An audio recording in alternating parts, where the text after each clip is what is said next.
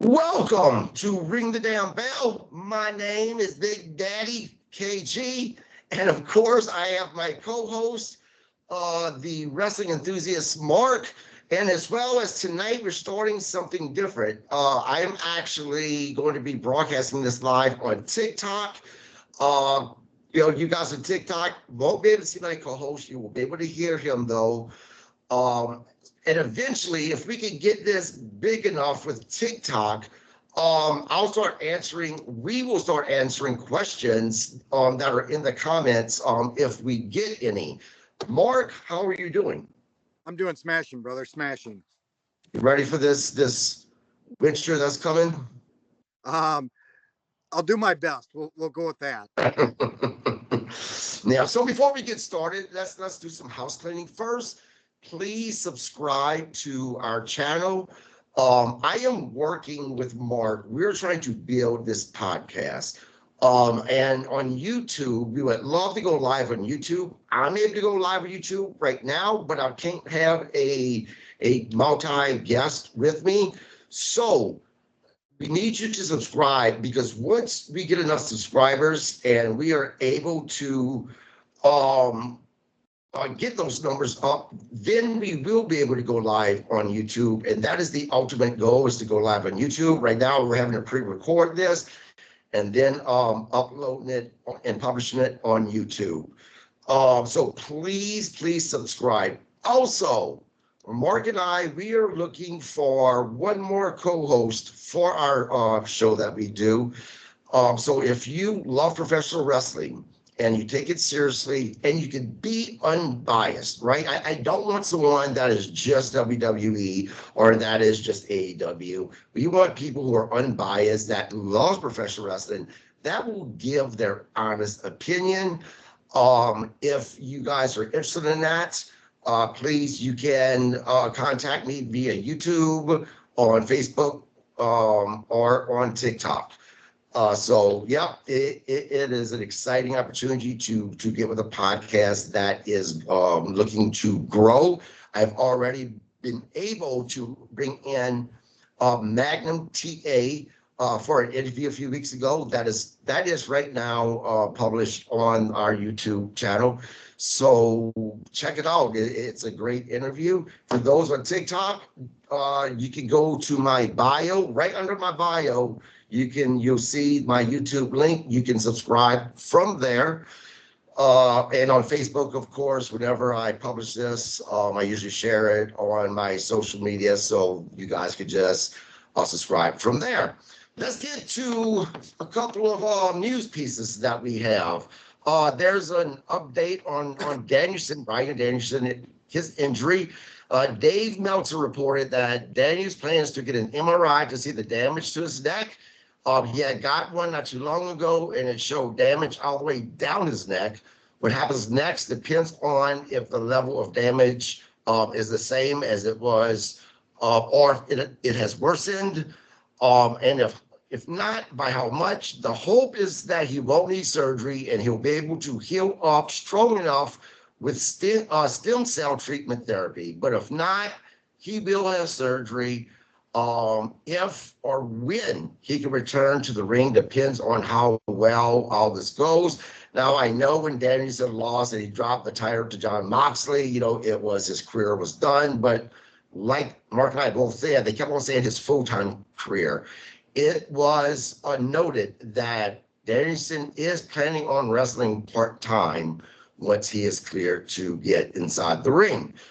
Um, I hope the surgery goes well if he has to have it. Would you like to see Danielson on a part-time basis, Mark, or do you think that he should just be done at this point because of all the injuries that he's had? I think for his health and well-being, I think he should probably up. I guess I would like to see if for some reason. So I guess I'd like to see a one more match as a final send-off. I don't know if it's to elevate somebody or grab another title and retire the title or retire with the title. I don't know, but I guess I would like to see one more match. But overall, I don't want to see him on a part-time basis. He's had too many injuries, and I just for his health and well-being, I think he should just, have one more match and call it a day, if possible. Yeah, I agree. I think that because he seems like he's been so injury prone, he should just, you know, have one more match and call it good. AJ Styles. So when AJ Styles was injured, it was noted that it was actually part of a storyline, and apparently it's not. And the type of injury that he has, it's really bad. Um, he doesn't know if he'll be able to return back. WWE had planned a storyline when AJ Styles came back a few weeks ago, that led to his retirement match, and of course that was scratched because of this injury. So we'll see. I would hate to see AJ Styles go. He's so good, and I think that he's in his prime right now. He is in better shape than I've ever seen him, and it's unfortunate.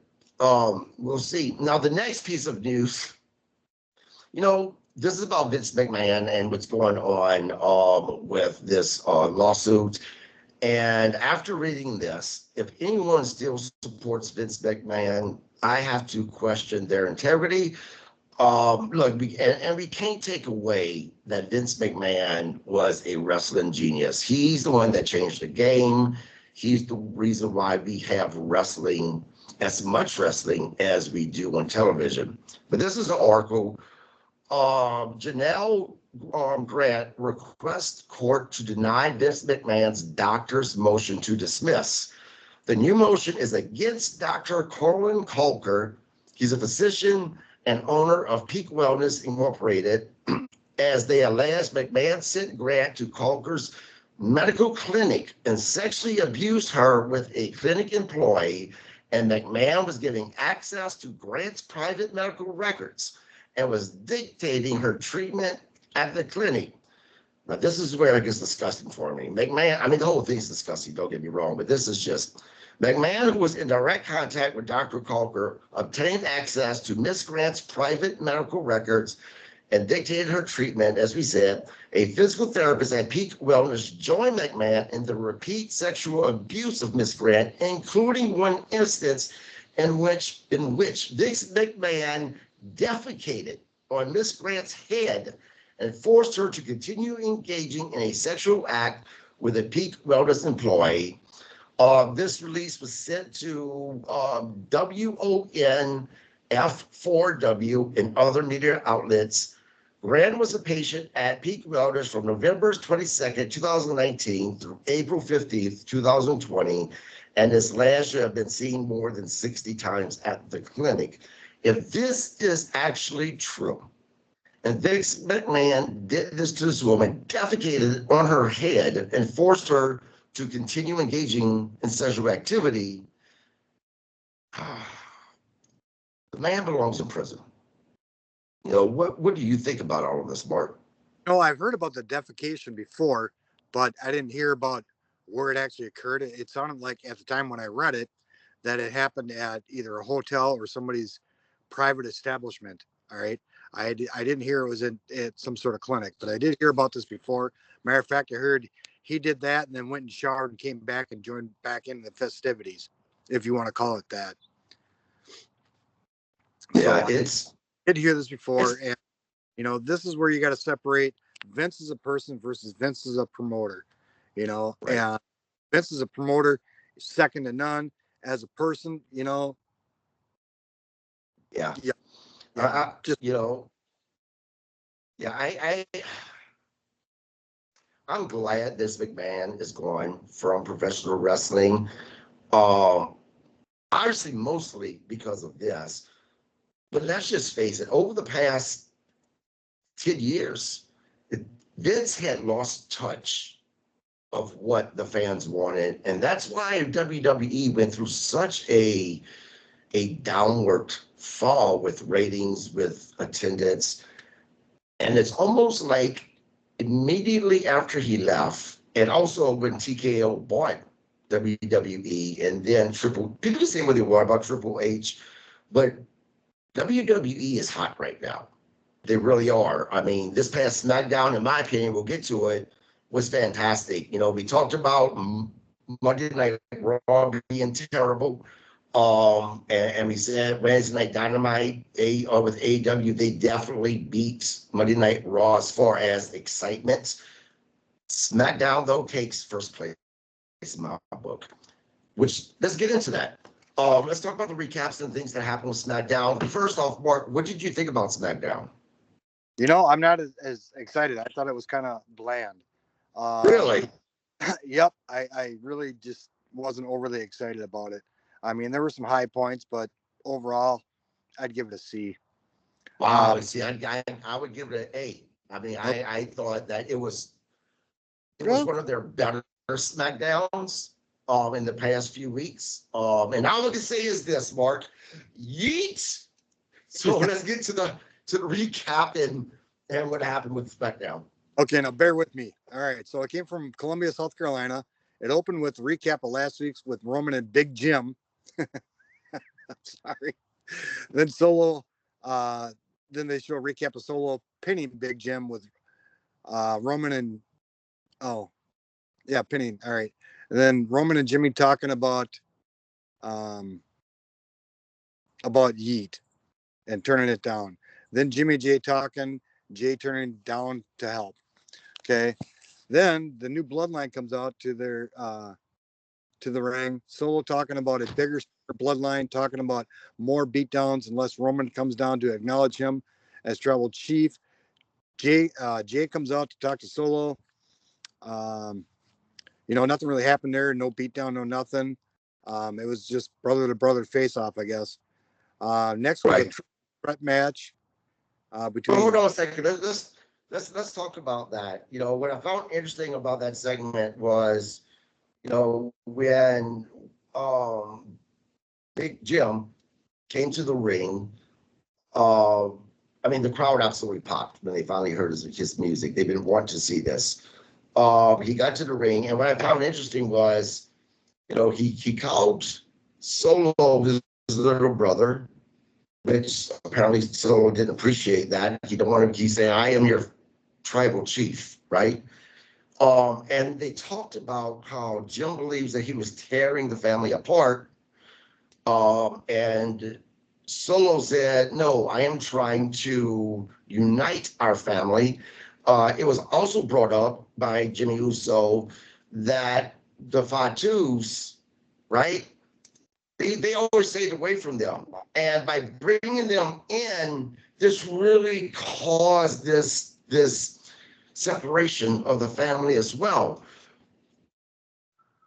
Yep. What do you think about this? Do you think that this drew more people into the storyline? Do you think it was just it's not going to do anything too much to help them?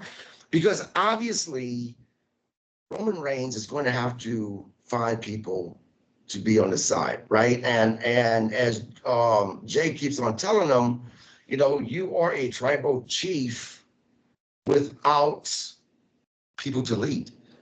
I mean, let's talk about this for a moment. What do you think about that? I think they're just building the storyline, for Survivor Series. No about it in my mind. He's eventually going to go do it just because, he'll feel obligated to help him out. All right. Now, again, whether he's going to do it as the IC champ or not, I don't know. But yeah, they're definitely setting this up for Survivor Series. It's too quick for Crown Jewel to happen. So I think this is going to be a slow build. All right. Well, in today's terms, I guess, because the slow build is usually. No, they're definitely building this for Survivor Series. With the fourth in the wings, I don't know who that is off the top of my head, but there will be a fourth coming out. I don't know who. I know there's another family member I think they signed recently. I don't recall who it was. To be honest, it's hard to keep track of these guys. There's so many of them. Also, I think they're going to bring in a female or two, because I think there's a pair of twins that wrestle in that family that just left Stardom a couple months back. Well, they can always bring in the Rock's daughter too. She's with NXT right now, and she's part of that whole family. Yeah. Well, they really want to. They could bring in Rock's daughter too. So Yeah, yeah. Now, do you think that this is going to lead to the Usos reuniting, not just for this match, right? That obviously they're building up to. Do you think that we're going to see the Usos back together permanently, or do you think that they're going to keep them as single wrestlers? And do you want to see the Usos back together? you know, I guess I'd rather see them as a team than separate, to be honest. But I wasn't a really big fan of the Usos to begin with. Um, they're just not a cup of tea. Back in in Hey, Mark, you're real choppy with the internet, my man. sorry, I got Like, you're real choppy. okay. Well, I got 3 bars right now. So, anyways, I think they're going to stay separate till WrestleMania. I think they'll come together as WrestleMania and probably take a tag team belt again. I don't see it happening before then, but I'm not 100% right all the time either. So, push come to shove, I'd rather see them together than separate. I think they're a better package together than separate. Yeah. Man, I tell you, I would love to see a match between the Usos and the Machine Guns. Knew you were going to It say just that. be there. Yeah, I would love to see that match. But All we'll right. talk about them coming in later. Go Okay. ahead to the next segment. All right. So I believe the next segment was a triple threat with DIY, Pretty Deadly, and Street Profits. It's a qualifying match for who's going to take on the current tag team champions of SmackDown. I believe a Crown Jewel. I'm not quite sure. It ended up in a double pin on Pretty Deadly. Both Pretty Deadly got pinned, but only DIY was legal in the ring, so winner was DIY. Okay, then I believe it goes back to Roman and Jimmy running into Jay. Roman stating he was proud of Jimmy, but no yeet. All right, and Jimmy Yeah, just so real quick, let's go back to that triple threat match. I thought I would hate the match. I am not a big DIY fan. I cannot stand pretty deadly. deadly, right? Yep. And a down downtown. But this was actually a good match. I found myself getting pretty invested in this match. I really enjoyed it. What did you think about it? Well, you know what? I am a fan of DIY. I think together they're phenomenal. I think separate they're good. Um, See, and I prefer them separately because I miss Choppa being just this mean bastard, and it seems like he's kind of a nice guy in yeah. DIY. I can't think of his partner's name off the top of my head, but they don't Johnny Gargano. yep, they don't call him Johnny Wrestler for nothing. Yeah, We talk about Adam Cole being HBK, but Johnny's not too far behind either. right. I agree. He's a magnificent wrestler. But it seems like whenever he was by himself, he was more of an enhanced talent than anything else. I think that was absolutely a bad decision because of how good he is. And then, of course, they put them back together, and they're phenomenal together. One of the best feuds I've ever seen, though, in NXT was Johnny Gargano against Ciampa. I mean, that was an amazing match. But together, I don't know. But nonetheless, they're still great. And I'm glad they picked up the win. I hope ultimately they end up with the titles. I think Johnny kind of reminds me of Dean Malenko, and Ciampa kind of reminds me of Chris Benoit. He's got that brutality about him that he's Right. got about him too. And Gargano, yeah, he could be a wrestler with 1,000 holds easily, I believe. These are guys that, yeah, when they fight each other, it's a classic. you know. But when they're together, it seems to kind of diminish each other. Right. You Right. know, yeah. But I'd Yep. like to see him get the tag belts again. Yep. Yep. Yep. And then, of course, next, like you said, was Roman Reigns and Jey Uso. Yep, Roman and Jimmy run into Jay, and Roman states, "Hey, we're proud of you. The whole family's proud of you. But no yeet." All right, and then I believe it was with Jay just walking off, just like, okay, sure, no problem. All right. Then we Yeah. go next was Piper Niven versus Lash Legend. Now, I like Piper Niven. I don't know why, but I do. And Chelsea Green can do no wrong in my eyes. Okay. I don't know why, but I love Chelsea Green. I love her entrance when she bends over and just shushes everybody. I think it's the cat's meow.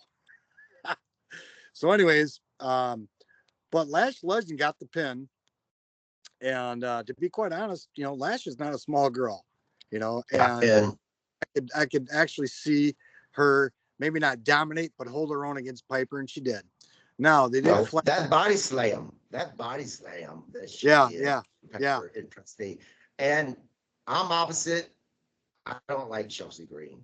Oh, I Don't love even like Piper Nevin, right?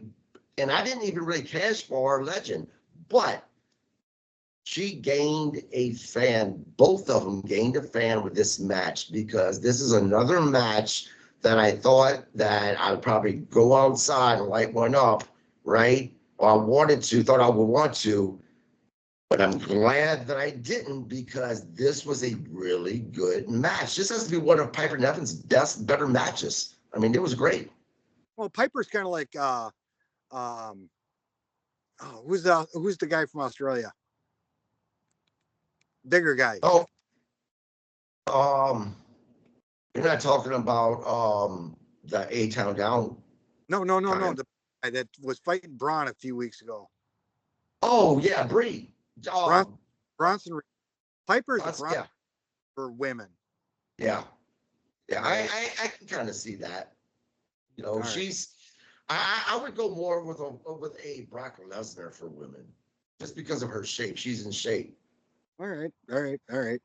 All right. So next we got let's see.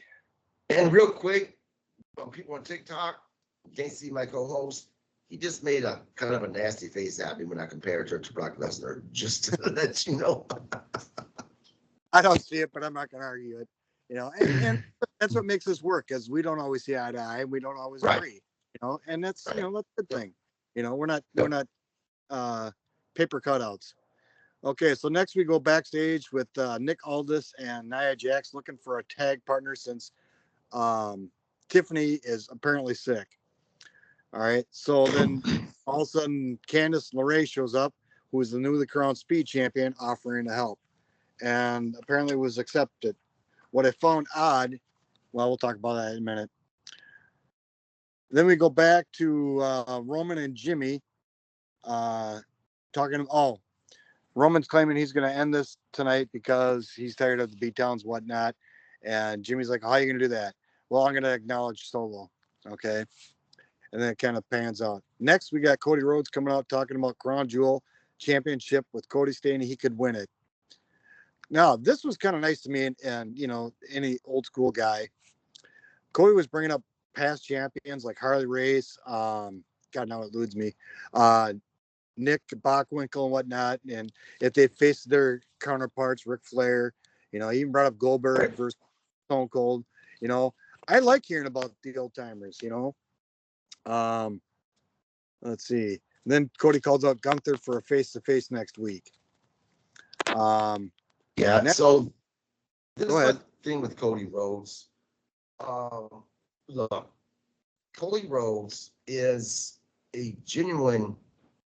The real Cody Rhodes, nice guy. Don't get me wrong. I'm sure he's likable. He does great things. He uses his position to do really great things for different people, right? But Cody Rhodes, the character, man, I don't want to see this cheese that he is. And he is not only just one cheesy. It's like it is a double cheese that he adds. And I don't like that. I like a wrestler who is kind of in, close to that line that he shouldn't step over. Cody is just too nice for me. And he's starting to get booed some because I think other people believe that as well. I really want to see a heel turn on Cody. If they do it right and they do it at the right time, I think it would be massive. See, I think Cody tries to come across as the average guy like his dad did. All right. Mhm. His dad did it with such finesse, and actually to the point where he was almost the Eddie Haskell of wrestler promos because he Right. laid so thick. But Dusty did it so well, you couldn't dislike it. You know, when he's talking about wine and dining with kings and queens and eating pork and Yeah. beans, I mean, there was nobody better that could cut a promo than Dusty that I Right. can think off the top of my head, you know. And even when Dusty was given a bum um, character, Dusty made the In best of it. WWE. Yep, the polka dots. And Dusty did it with, if you're gonna go out there with style. Dusty Yep. did, Yep. So, but Cody, I think Cody's trying to stick with that philosophy of, I'm a son of a plumber, but he's not a son of a plumber. He's a grandson of a plumber. You know, he just can't hit that same finesse that his dad did. But his dad was Right. almost cartoonish at times. Yeah. You know, especially when he was in the polka dots. But that's what they wanted at the time. But Dusty's promos in the NWA in Florida, you know, Dusty made it believable. If Dusty said it, you almost took it to the bank, and try as he might, Cody can't hit that. I don't know what Nope. he's like at, but he just can't hit that. And maybe it's just Dusty was just a natural. I'd rather hear Dusty cut a promo than Cody, to be honest. I would too, but we were also in very different times back then as well. Yep. You know, I won't say that our fans are the same Nope. as the fans back during the Attitude Era days, but they are definitely not the fans that you've seen from the PG era. They're kind of a mixture of the both, right? And I think that our fans want to see gritty versus just cheese. Um, Now they're not like the Attitude Era fans where they wanted to see women used and stuff like that, right? They very much, today's fans, want to see women actually wrestle and be treated equally as the men. But again, they want that grittiness, I think, that the fans from the Attitude Era did. And Cody is just not that. Well, I think Dusty was off script a lot, and I think Cody is very scripted. Yeah. I think he's highly scripted, and you look at NWA versus WWE at almost any point. I think some of their promos were a lot better, to be honest, because they weren't scripted as much. Right. You know, Right. I don't know what their theory was on script interviews or whatnot. I'm sure some were. I'm sure some were loosely outlined, but I think Dusty really kind of ran with it. Yeah, yeah, I agree. I mean, I've always thought NWA was always better than WWE during that time period because the NWA was very much that their Gritty. characters were very much real and gritty, but they were also real, right? Versus the cartoons of WWE. Um, and then during the Attitude Era, finally all that shit changed. Um, but we're still very much in that PG era. And no, this is why Roman Reigns gets the pop that he does because he's that. Yep, he is a baby face, but he's also has that 1 foot over that line, right? And I think the fans, that's what they want. But Yeah. who am I to, I'm no booker. Who am I? I think you also got to look at, and I'm kind of an oxymoron on this because I think what part of the country you were from really dictated what kind of wrestling you enjoyed. Because Mhm. down NWA was far more popular than WWE. Up north Right. was, but I tell you what, as a kid, I was up north and I enjoyed NWA a lot better. And to be honest, I enjoyed WCCW almost better than Mhm. time. You know, Yeah, I agree. the Von Erichs versus Freebirds was second to none for Oh nothing. my God. Yeah. And the Von Erichs at the time could do no wrong other than dying. Yep. So, all right. So back to it here. Let's see. We covered Niven. Oh, let's see. Oh, okay. So next goes to Kevin Owens, kind of explaining why he turned on Randy Orton, and Cody Rhodes and all that stuff, and how Kevin was upset about Randy picking Cody over him. You know, to me, this is same old song and dance, you know, we've seen before. And Kevin even brought that up, you know, well, you know, I've turned on my friends before, you know, but again, this is the same old song and dance to me.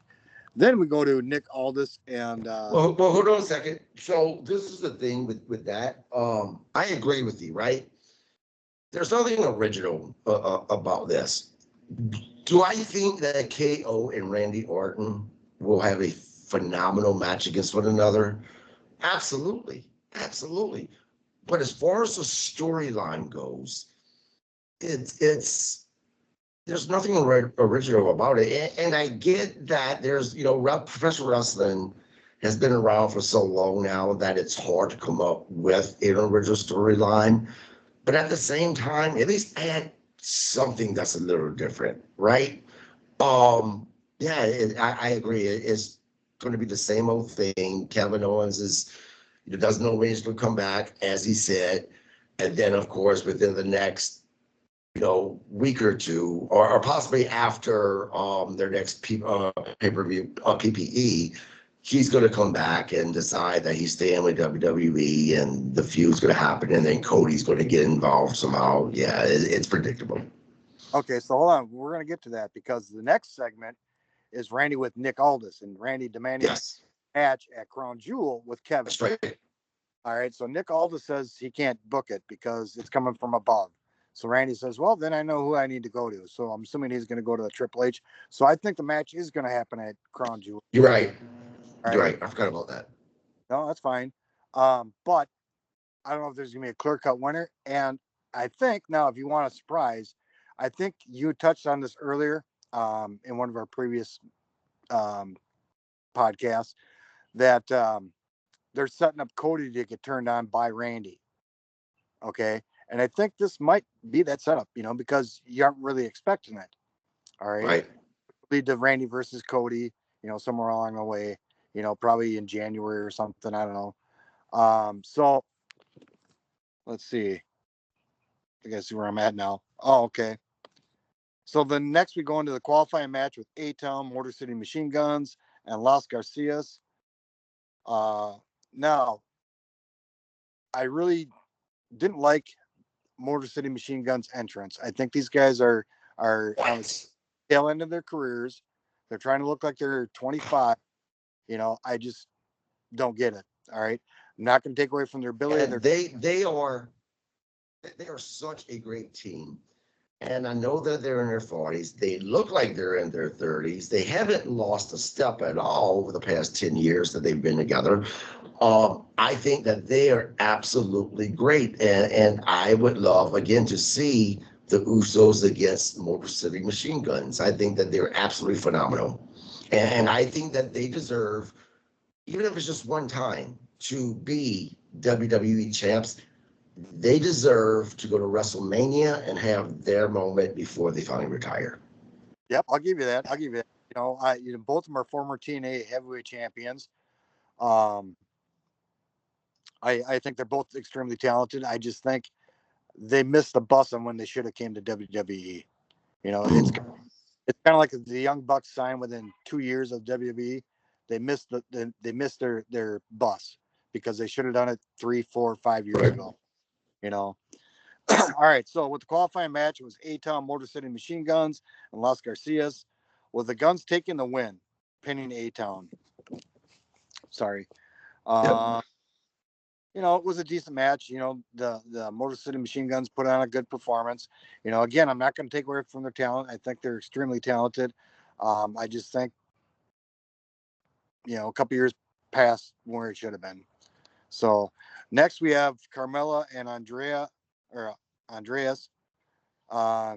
backstage getting into a mini brawl again. All right. Then afterwards is women's tag match with Naomi, Bailey, Nia, and Candice LeRae. Oddly enough, Candice LeRae cannot wear or does not wear her Speed Championship belt to the. So I think the ring. I think they're trying to keep these Speed Champions to what is it, YouTube or something? Yeah, I think they are. And it's almost surprising this was surprisingly a decent match. This is another match that I didn't think that I was going to enjoy. This was a decent match. And the fact that Candice LeRae pinned Bailey was a huge surprise for me because Candice LeRae on any of the main shows, Raw or SmackDown, she loses 80% of her matches. I mean, Well, she has, she's you such a know, thing, you know. She doesn't, right, you know. I mean, Bailey looks like she's competent, you know, because of her size, whatnot. She's not like huge or anything, but you know, and because of her experience. But Candice just looks like a 205 wrestler, you know, for a right, woman. right. So Yeah, I don't she now do you see it think pulls. that we've seen the expression on um Nia Jax's face whenever she figured out that it was Candice LeRae who got the pin over Bailey. Do you see them building some type of a match between Bailey and Candice LeRae because of her pinning her and Nia Jax getting involved? I mean, what do you was this a foreshadow of something? Keep in mind, her sidekick, India Hart, Yep. uh, did interfere in the match, which caused Bailey to get pinned. So it wasn't like a clean Right. pinner. Yeah. Um, you know, I don't see Bailey going after the speed title, to be honest. Can I see a mini feud out of this? Possibly, you know, but I don't really see it going too far. Yeah. Now here's my thing. We always talk about natural heels, natural baby faces. Candice LeRae being a heel just doesn't fit her. She just looks like she's just a sweet person. Yep, she looks like the girl next door. I prefer her being a baby face. What about you? Yeah, no, she looks like the girl next door. So yeah. So Yeah, I agree. Um, next, I think is the main event, right? no, actually, it goes to Nick Aldis backstage talking about Camilo and Andrea Oh, naming LA Knight as a referee for the best of yeah. seven coming up. Which you know, there's going to be some screwy stuff going on in that. So that ought to be Yeah. entertaining. You know, I think LA Knight's great. Again, signed 2, 3, 4 years too late, but you know, I'll take what I can get for LA Knight. All right. So then the next is, well, actually, the women's match was like the final Yeah. match. Next is Roman coming out. Solo comes out in gear. They meet face to face. It gets down to Roman acknowledging Solo, and then Tonga Loa, and Jacob Fatu bring out Jimmy after a big. All right, so Roman sees Jimmy, he goes off. All right, and I guess Roman dropped everybody, but then the numbers game comes into play, and another beatdown happens. It ends with Roman on the mat. So yeah, they're just building a storyline for Survivor Series. You know, Yeah. Yeah. uh, I mean, it is what it is. I mean, the way it ended, it's pretty much how every show or SmackDown has been closely ending with things happening with the bloodline. Um, I'm actually more curious about what's going to happen once the feud is over with. right. So are they going to be one bloodline with 8, 10 people, or what? Because then it's just an NWO sort of thing, you know. Right, So right. then it'd be like they're just going to rule the roost with that many bodies. There's no way anybody's going to take them on, you know. So yeah, it's going to be interesting to see. I don't see an end of the bloodline till WrestleMania, you know, Right. one way, form or another. I think that's when everything's going to get resolved. To be honest, that's the way I look at it. But that's a long time away. We're talking what, 6 months, Yeah, 7? yeah, You know, so yeah, I don't even know. I don't even know if they can make it that long. To be honest. yeah. I don't know. I think though that once this is over with, and if they do break up, the bloodline, I foresee uh Roman Reigns, his bloodline staying together. I think it's the other bloodline that's gonna, the new bloodline that's gonna kind of be ended. But when that happens, I foresee Jacob Fatu being the big star that comes out of that. Unfortunately, I think that without the bloodline, Solo is going to either disappear or he's going to become some type of enhanced talent. I don't foresee him being a Being top guy. Yeah. I got mixed feelings on Solo because Solo to me taking the necklace and not earning it is demanding respect versus giving respect. Okay. Solo's demanding respect, and I'm not one of these big people on you have to earn respect. No, you give somebody respect because it's a sign of your character. Okay. Until Right. it's worth that respect. Okay. Well, Solo has demonstrated he hasn't earned that respect. Okay. Solo to me was a great enforcer. He was, in my eyes, a great Arn Anderson remake, I guess. I don't see him as a leader at all. At Right. all. I don't think he's got the mic skills. I think he's extremely dry. Um, would I want to face him in the ring? Hell no. He's an opposing figure. I'll give him that. All right. But I Right. don't see him as a leader. I don't see him as somebody that can lead, to be honest. Maybe down the road, 5 years, 10 years or whatnot, you know. But I just don't see him in that leadership role. And I think they put it on him because that was necessary at the time, but it wasn't the best call. Right. Right. But Yeah, and like I said, I foresee the new bloodline being broken up. Now I can foresee also Roman Reigns forgiving Solo and bringing him back, and then we have the original bloodline again. But this is the problem. To have the original bloodline, that band back together, they have to be heels. I don't think that they would be as popular as baby faces. They need to be heels. And the problem with that is that, yeah, I see Jimmy Uso or Big Jim turning heel again. I don't foresee them turning Jay heel again, though, because right now he is too over. What well, do you, I mean, as far as Roman's at that stage now where it doesn't matter if he's face or heel, they're going to cheer him. He's attained that Kurt Angle, Steve Austin level. mhm. Whether I like it or not. I'm not a huge Roman fan. All right. But he's attained that level. Shawn Michaels, Triple H, it didn't matter. Randy Orton, didn't matter if they're heel or face. They're going to get cheered because they've earned that respect. Okay. As far as Jimmy, yeah, Jimmy's not going to turn heel anytime soon. Um, Jay lacks something. I don't know what he lacks, and maybe Jimmy's just been forced on us too much that we got no choice but to back him at this point. I mean, don't get me wrong. He got a major pop at the last pay-per-view, or when did he debut again? It was our last pay-per-view, I believe. Yeah, with Our Bryan. PPE.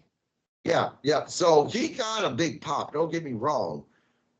But I agree with you. He doesn't have the it factor for me. Right. And they're twins, so I don't understand this. Yeah. Yeah.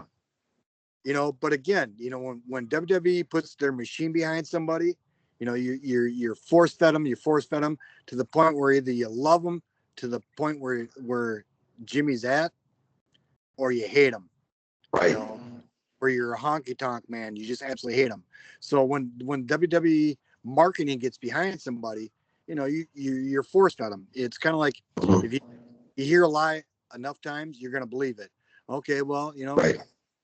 So and I want to discredit Jimmy, or excuse me, Jay. I don't want to discredit him. And my whole stick is I don't want to discredit any of these guys because they have worked hard. Jimmy and Jay got 14 years. That's a long time in any promotion. And that's a long time to wrestle. Period. I don't think these guys got more than a 10-year shelf life, to be honest. Right. So, whether they're my cup of tea or not, I'll give them their props. Yeah, I agree. We'll see what happens. Stay tuned and continuously watch the Smackdown and see where this leads. That brings us to the end of our podcast. Mark, thank you as always. Everyone, please, again, don't forget to subscribe to my channel. If you guys would like to join us live, you can find me on TikTok. I also do this at the same. I do TikTok live at the same time I do this podcast. You can find me on TikTok at Ring the Damn Bell. On Facebook, you can find me where I try to keep up with all the rest of the news at RTDB. Again, it's RTDB on Facebook.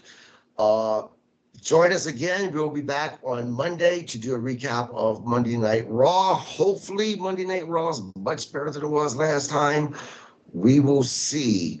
Mark, again, thank you for those of you who watch us and who subscribe to our channel. Thank you so very much. We're going to build this into something great. I am working on getting more people to interview. Again, I had Magnum TA for those of you who are old school fans a few weeks ago. You can check out that interview on YouTube. Everyone have a great night. Thank you, Mark. Thank you, bud. Have a good night. Good.